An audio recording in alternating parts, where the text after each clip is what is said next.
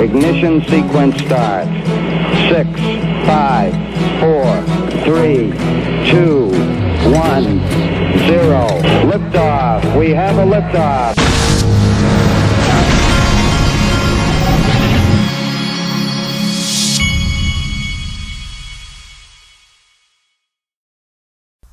Hey everybody, this is the Digital Asset Investor, and today I'm going to do the second part of what I call the lost video, which is that Joseph Lubin interview that was done right after, on the same day that William Hinman walked to the microphone at Yahoo Finance Crypto Summit and said that, in, of course, his opinion, that Ethereum was a non-security.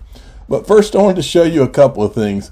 To me, I started this channel 3 years ago, and literally started it on a whim. And so when I see like major news organizations pick up things that I talk about on here, it's kind of crazy to me, because I'm just some guy that started covering crypto news, but it's kind of neat. So I saw this one. This is from the Gateway Pundit. I saw this title and I was like, well, I recognize that. The financial story of the century continues to be ignored. The SEC's case with crypto innovator Ripple Labs heats up. And as you go down, you'll see that the whole article was, I guess, inspired by my tweet the other day. And it will not hurt to show you this clip again, which I will. The financial story of the century continues to be ignored while the media distracts you with Bitcoin. Media, journalists, where you at? Copied all of them in on it. And this was a clip from Jeremy Hogan's video he did recently. And I retweeted this again. And I said, the traditional financial media will have no credibility left when this is over. Do your jobs, journalists, ? Now watch, this is the clip from Jeremy Hogan's video. Already. He's talking about when they decide, the judge said they were going to depose, that Hinman could be deposed. Listen to this clip. It's important. Already, and Ripple said yes, it's moving forward. And the attorney for the SEC said she wasn't sure that we would need time to evaluate that, is what I wrote down. Now, this was a scheduled deposition. The judge said that she was going to allow it to go forward, but the SEC will evaluate that? Very curious. Now, to me, that can only mean one thing. Now, absent an agreement between the parties, the SEC intends to appeal the ruling allowing the deposition to go forward, or at least to consider doing that, and that's almost never done. You have no idea how rare that it would be, an interlocutory appeal. First, the standard is almost impossible to meet. The order allowing the deposition would have to be clearly erroneous, and the judge who would make that decision that it's clearly erroneous is the district court judge, Judge Torres, who was working with Judge Netburn on this case and probably even knew what Judge Netburn was going to do with this issue. So what I'm saying is a little conspiracy theorist-ish, which I am not by nature, but even thinking about appealing this order suggests to me that the SEC is desperate, this smacks of desperation, for this deposition to not go forward. Why exactly they are desperate, I do not know, but there is something there that is just not normal bad, but really, really bad. But here's the caveat to that. Ripple probably doesn't know exactly what the SEC is hiding. Maybe they do, but after today, I don't think so. And the bad news is that Judge Netburn is going to be very restrictive on the scope of what Ripple can ask about. She was unusually clear at the end of the hearing, when I think she was getting a little pissed off at everyone, that what makes the case exceptional is the speech, and maybe what led up to the speech. What I'm saying is that there is something to be unearthed here, and the question is, will Ripple be able to unearth it? Now, I don't know the answer to that, but what I do know is that this fight is far from over. We'll be seeing this issue in front of Judge Netburn again, I guarantee it. Everyone now knows that there's too much writing on it. So, okay, then we've got this. James Rule had put this out. The SEC is admitting to lack of clarity of whether a digital asset is a currency or security based on the Howey Test 1946. Not crystal clear. This is from Hester Pierce and Elad Roisman. This is from a July 14th public statement.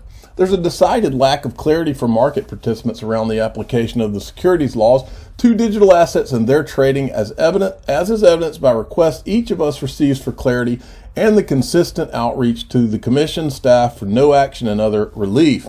And then right here they say the application of the test is not crystal clear. Well, that's the whole point of what the SEC. Remember, the SEC told Brad Garlinghouse and Chris Larson they should have known. But apparently Hester Pierce and Elad Roisman don't agree. It's not crystal clear. And so John Deaton replied in this. He says, this will show up in the summary judgment filed by Brad Garlinghouse and Chris Larson. It's going to be difficult for the SEC to prove Brad and Chris were reckless in not knowing XRP was a security in 2013 when two commissioners are admitting that in 2021 there's still no clarity. All right, now here we go, folks. There's your William Hinman speech. And here's this is the agenda for the thing, and I showed you that Hinman spoke, and then later in the day we had Joseph Lubin get interviewed. So here's the final clips that I was going to show you. First one here. Okay, so I want to know a little bit about your thoughts about this regulation stuff. Yep. So some people think it's too lenient, some people think it's too harsh, or that the SEC is just ill-equipped in general. What do you think? How do you think the SEC is doing in terms of regulating blockchain? I think they're doing really well. That's pretty surprising. Why is that surprising to you? I don't know. I feel like everyone has a bone to pick with the SEC. No, we're very impressed with what they've been doing, with the statements they've been making. So essentially, there are so many great projects in our space. There are lots of bad projects in our space, and there are lots of fraudulent projects in our space, and that is a problem. Essentially, if as the SEC has been stating for many months, if you sell something like a token to consumers with I'm cleaning my office while this plays. Indication that those consumers will make profits by the agency of others, then that's effectively an investment in a security. And the SEC has been messaging that for a pretty long time, but a lot of projects didn't really get that.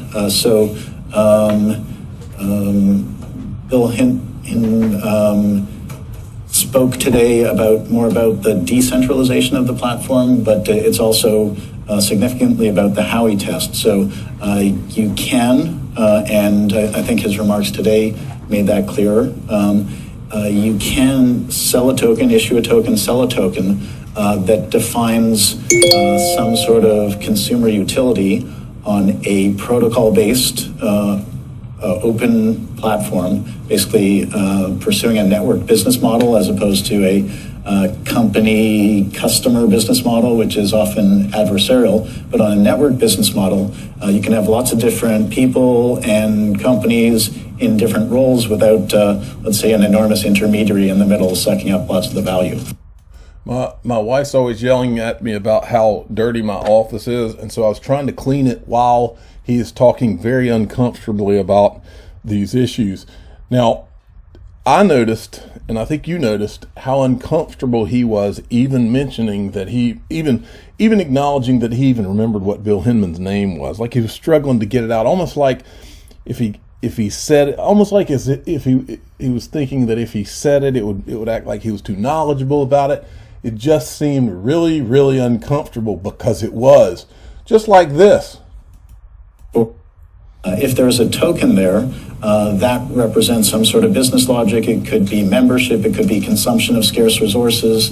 On Ethereum, it could pay for computation and storage and effectively trusted transactions and automated guaranteed execution of agreements. And so if you sell that token to consumers who will use it, and not specifically in huge quantities to investors, promising them enormous returns, then that's a good, clean consumer utility token and would not be considered a security.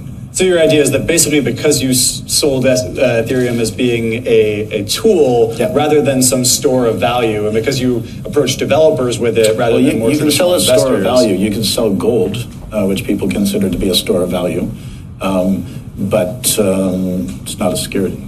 So the question, though, is that Ethereum, too, had its own ICO, back in the day. Maybe we called it a token launch. We were very careful to stay away from the term ICO because it leads people to believe that it's something akin to an IPO, and it wasn't. So you don't think that that ICO at the very beginning, or that token launch, My apologies. You don't think that that's going to end up being regulated as something that was a security sale in the end? I think we heard a statement already. So in the prior clip, he says, well, I haven't really had much time to review that Hinman. I don't really know what he said, but now he's telling you he did know what he said. That Ether, Let me go back to the transaction, pad.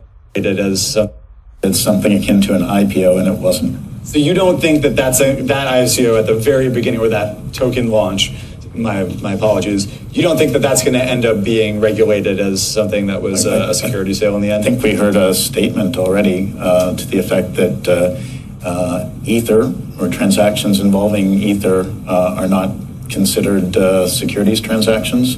I think they were careful not to say anything about the past. First question, who's they? I think they were careful. Is he talking about the SEC, which is represented by Hinman? Because apparently he's left with the impression that it's they, not Hinman's opinion, but they, the SEC. Okay? Because it probably doesn't matter to them right now, but we did. The other part you can't miss here. Involving Ether are not considered. Wait, I got to go back just to make sure you understand. Launch. My apologies. You don't think that that's going to end up being regulated as something that was a security sale in the end? I think we heard a statement already to the effect that Ether or transactions involving Ether are not considered securities transactions. I think they were careful not to say anything about the past because it probably doesn't matter to them right now, but we did about 7 months of legal work, and we were thoroughly convinced that it was a consumer utility token before we launched the sale. So somehow I said, I wonder how he thinks that, or why he thinks that. So he said, they're not worried about, the SEC's not worried about the past. So I retweeted this again, and I said, I find it interesting that the SEC has no interest in Ethereum's past, but great interest in Ripple's past. In fact, their lawsuit against Ripple is all about the past. That doesn't make sense. That is a red flag. And finally, watch this clip. It's pretty surprising. I don't think a lot of people know that you guys actually delayed the Ethereum launch for 7 months so that you could go through the legal framework. In that Miami house, we were contemplating doing the token launch the Tuesday after Vitalik announced the project. That could have imploded this whole industry almost, but could have might have been problematic. It might have been problematic. So instead, you guys waited and you did your due diligence and you really figured out what to do with this. So what does this new ruling and this commentary mean for Ethereum going forward? What do you think is going to happen next, other than the massive price spike that we're seeing happening as we speak? Who owned that So at that time? The implications for Ether itself are that it can continue to trade freely. You and I can trade it here. It can trade on decentralized exchanges. It can trade on centralized exchanges that are not specifically registered to trade securities. So essentially no disruption. But my personal opinion is that the implications are much more profound.